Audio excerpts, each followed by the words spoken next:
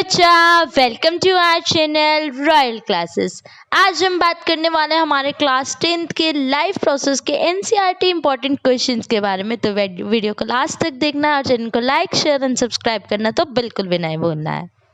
Now question number 1 on page number 95 NCERT पे हमें ये क्वेश्चन मिलते हैं। इंटेक्स क्वेश्चन नंबर 1 है, why is diffusion insufficient to meet the oxygen requirement of multicellular organism like human। जैसे human होते हैं उनके अंदर बहुत सारी सेल्स होती है, तो डिफ्यूजन क्यों उनकी नीड्स को पूरा नहीं कर सकता।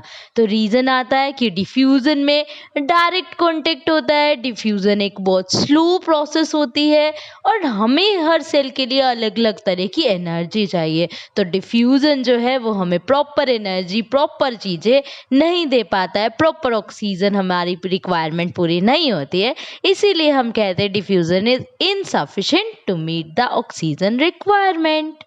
तो नेक्स्ट क्वेश्चन है हमारे पास क्वेश्चन नंबर 2। क्वेश्चन नंबर 2 कहता है, what criteria do we use to decide whether something is alive. क्या क्राइटेरिया हम लोग हमारे माइंड में लेकर चलते हैं कि कोई चीज लिविंग है या नॉन लिविंग है।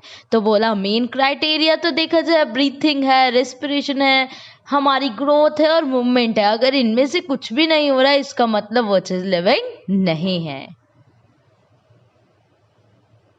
नेक्स्ट क्वेश्चन आता है question number 3, what are outside raw material used by an organism. एक ऑर्गेनिज्म से कौन कौन से रॉ मटेरियल्स जो है वो यूज किए जाते हैं। तो बोला एनी ऑर्गेनिज्म, कोई भी ऑर्गेनिज्म हो उसे रॉ मटेरियल्स चाहिए। हेटरोट्रॉफ फूड लेते हैं, ऑटोट्रॉफ CO2 लेते हैं, मिनरल्स लेते हैं, वाटर लेते हैं और कोई ना कोई रॉ मटेरियल्स लेकर ही हमारे पास क्या होता है, ऑर्गेनिज्म अपना फूड प्रिपेयर कर सकता है। Now question number 4, what processes would you consider essential for maintaining life? Life को मेंटेन रखने के लिए हमें कौन कौन सी प्रोसेस चाहिए। तो first process is nutrition, second one is respiration, third one is transportation and the last one is excretion. मतलब हमारी लाइफ प्रोसेस जो हम लोग पढ़ने वाले हैं इस चैप्टर के अंदर, वो सब क्या है, हमारी बॉडी के लिए, हमारी लाइफ के लिए बहुत एसेंशियल है। Moving to the next page, that is page number 101. Question number 1 है हमारे पास, what are difference between autotrophic and heterotrophic nutrition। Autotrophic थे जो अपना खाना खुद बनाते हैं, ऑर्गेनिज्म हमारा इनऑर्गेनिक मटेरियल का यूज करते हैं like CO2, water and synthesise कर लेते हैं अपना food in the presence of sunlight.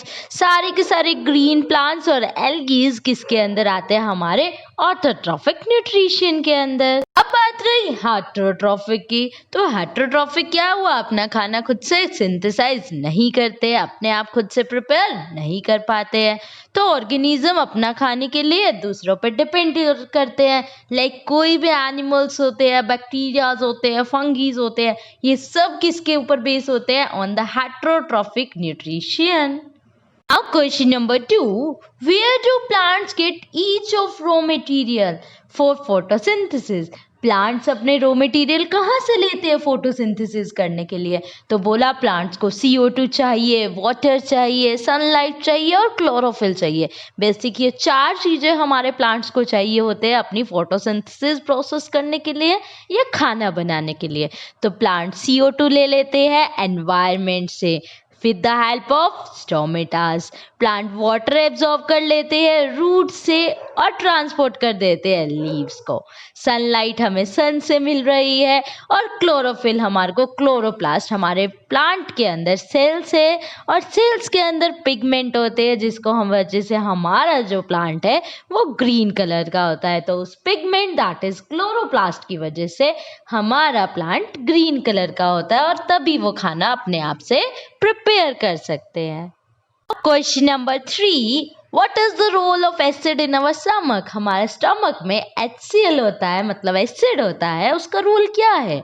तो उसका रोल है हमारे फूड को एसिडिक बनाने का और जिससे हमारा पैप्सिन एक्टिव हो जाएगा, मतलब पैप्सिन प्रोटीन को डाइजेस्ट करने लग जाएगा और साथ ही साथ हमारे बैक्टीरियाज को जो भी फूड के अंदर है उन सब को मार डालेगा। तो ये दोनों काम हमारे पास किसके होते हैं, हमारे एसिड के या फिर हमारे हम बोल सकते हैं HCl के in the stomach. Next question है हमारे पास, what is the function of digestive enzyme? तो डाइजेस्टिव एंजाइम का फंक्शन क्या होता है?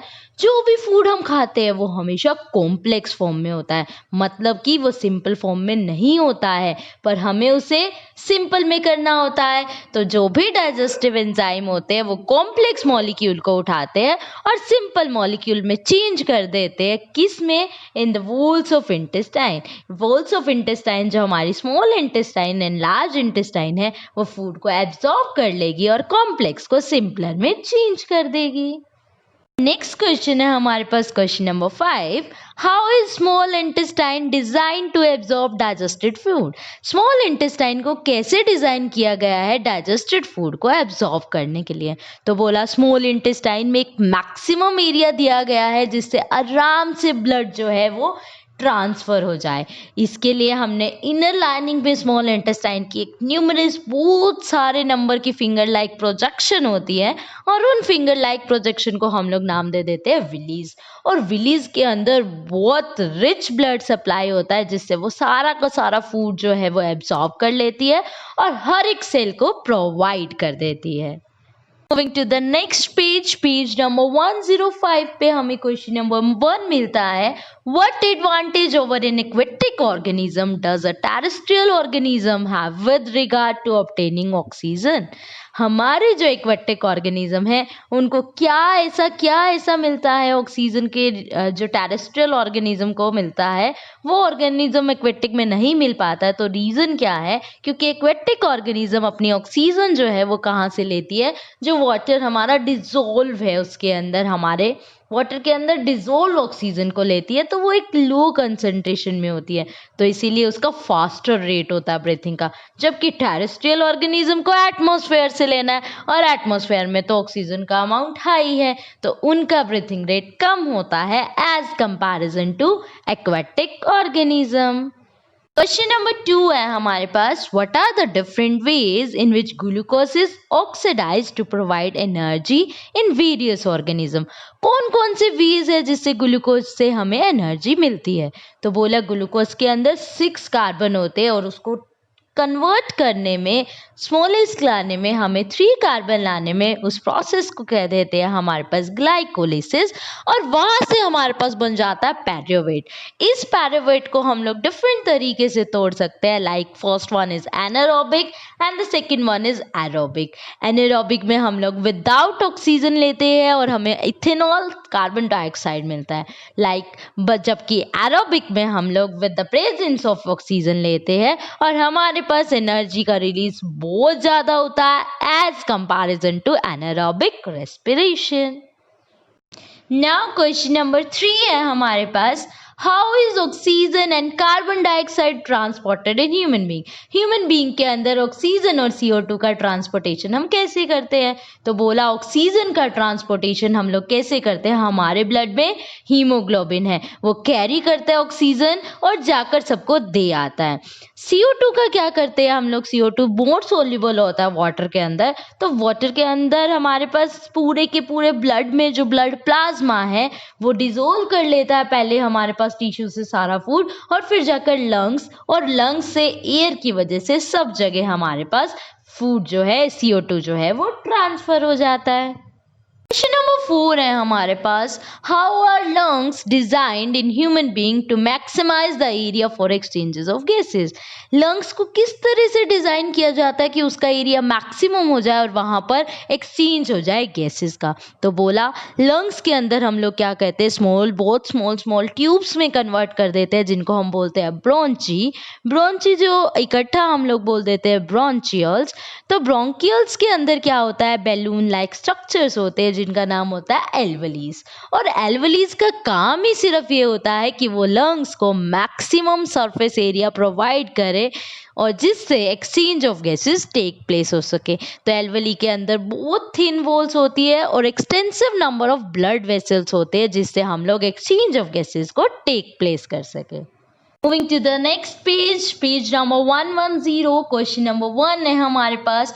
What are the components of transport system in human being. Human being के अंदर कौन कौन से मेन कंपोनेंट्स होते हैं और उनके फंक्शन क्या होते हैं। तो बोला मेन कंपोनेंट्स है हमारे पास heart, blood and the blood vessel. Heart हमारे पास क्या करती है, डीऑक्सीजनेटेड ब्लड को कैरी आउट करती है, और हमारा ब्लड क्या करता है, जितने भी ऑक्सीजन है, CO2 है, डाइजेस्टेड फूड है, हमारा वेस्ट है, इन सब को ट्रांसपोर्ट कर देता है। जबकि ब्लड वेसल्स हमारी आर्टरीज, वेन्स एंड कैपिलरीज सारा का सारा ब्लड जो है वो वापिस से हार्ट में ले आता है। क्वेश्चन नंबर 2 है हमारे पास, why is it necessary to separate oxygenated and deoxygenated blood in mammals and birds. Mammals और बर्ड में हमें सेपरेट करने की क्यों जरूरत होती है ऑक्सीजनेटेड और डीऑक्सीजनेटेड ब्लड की। तो बोला ऑक्सीजनेटेड और डीऑक्सीजनेटेड ब्लड में हमारे पास सेपरेशन बहुत ज़रूरी होती है, क्योंकि ये सिस्टम जो है वो एनिमल्स के अंदर यूज़ होता है that have high energy requirement, उनकी एनर्जी रिक्वायरमेंट हाई हो जाती है। जबकि मैमल्स, बर्ड्स कॉन्स्टेंटली नीड, वो हमेशा ऑक्सीजन लेते ही रहते हैं, तो उन्हें टेम्परेचर कॉन्स्टेंट करने की ज़रूरत नहीं पड़ती है। नेक्स्ट क्वेश्चन आता है हमारे पास, what are the component of transport system in highly organized plant. एक प्लांट के अंदर बेसिकली क्या कंपोनेंट्स होते हैं ट्रांसपोर्टेशन सिस्टम के। तो बोला बेसिकली 2 हमारे टिश्यूज होते हैं जो ट्रांसपोर्टेशन करते हैं। First one is xylem and the second one is phloem. Xylem के अंदर भी बेसिकली बहुत सारे पार्ट होते हैं और वो वाटर और मिनरल्स को ट्रांसपोर्ट कर देते हैं। जबकि हमारा जो फ्लोएम है वो जितना भी फूड है उसको प्लांट बॉडी में ट्रांसपोर्टेशन करने का काम करता है। अब क्वेश्चन नंबर 4 कह रहा है, how water and mineral transported in plant. Water and mineral किस तरह से, कौन सी प्रोसेस से ट्रांसपोर्ट होता है प्लांट्स के अंदर। तो बोला जो प्लांट्स हैं उसके अंदर रूट हेयर्स होती है, ये रूट हेयर्स डायरेक्टली सोइल के अंदर कांटेक्ट में होती है और इसके अंदर वाटर और मिनरल्स डिसॉल्व होते हैं। तो with the process of diffusion and the osmosis, जो पानी है ट्रांसपिरेशन पुल से सारे के सारे बॉडी पार्ट में ट्रांसपोर्ट हो जाता है। नेक्स्ट क्वेश्चन आता है question number 5, how is food transported in plant. Food कैसे प्लांट के अंदर ट्रांसपोर्ट होता है। तो बोला फूड जो है वो ट्रांसपोर्ट होता है with the help of a tissue that is phloem. Phloem की वजह से हमारे पास क्या होता है, जो फूड है वो ट्रांसपोर्ट हो जाता है। हाई प्रेशर जहाँ पे फूड बन जाता है वहाँ पे हाई प्रेशर हो जाता है, तो फ्लोएम जो with the help of process osmosis और डिफ्यूजन फूड को कैरी करता है और लेस प्रेशर की तरफ ले जाता है। नेक्स्ट क्वेश्चन है हमारे पास, describe the structure and the function of nephron. Nephron जो हमारा एक्सक्रीटरी कंपोनेंट होता है उसका स्ट्रक्चर और फंक्शन हमें बताना है। तो सबसे पहले बताया नेफ्रॉन के अंदर बेसिकली टू मेन पार्ट्स होते हैं। फर्स्ट का नाम Bowman's capsule and the second one is glomerulus. Bowman capsule क्या है, हमारे पास एक बंडल ऑफ कैपिलरीज होती है जिसको हम बोलते हैं गॉलमरल्स। गॉलमरल्स का वन एंड आर्टरी के साथ कनेक्ट होता है जहाँ से वो सारा डर्टी ब्लड कैरी करता है। फिर ये इम्प्योरिटीज फिल्टर हो जाती है। नेफ्रॉन बहुत ट्यूबल्स फॉर्म में है, कोयल फॉर्म में है, वहाँ पे सारे शुगर, एमिनो एसिड, आयरन, जितने भी हमारे पास कॉम्प्लेक्स फूड है वो रीएब्जॉर्ब हो जाते हैं और जो सब्सटेंस है वो यूरिन डक्ट की हेल्प से जो भी एक्सक्रीटरी प्रोडक्ट है वो टाइम टू टाइम क्या होता रहता है, एक्सपेल होता रहता है। आती है हमारे पास फंक्शन क्या है नेफ्रॉन के। तो नेफ्रॉन जो है वो ब्लड को फिल्टर कर देता है, सारे के सारे glucose, amino acid, urea, uric acid, salt के फिल्ट्रेट जो भी है उनको रीएब्जॉर्ब करता है और रीएब्जॉर्ब करने के बाद जो भी अनवांटेड वेस्ट होता है उन सबको in the form of urine जो है वो बाहर निकाल देता है with the help of urethra. Question number 2 है हमारे पास इस पेज का, what are the methods used by plants to get rid of excretory product. Excretory product को रिमूव करने के लिए प्लांट्स किस किस मेथड का यूज करता है। तो हम बोलेंगे लीव्स के अंदर स्टोमेटाज होते हैं, स्टेम के अंदर लैंटिकल्स होते हैं जिससे प्लांट जो है वो बाहर अपने गैसेस प्रोडक्ट को निकाल देता है।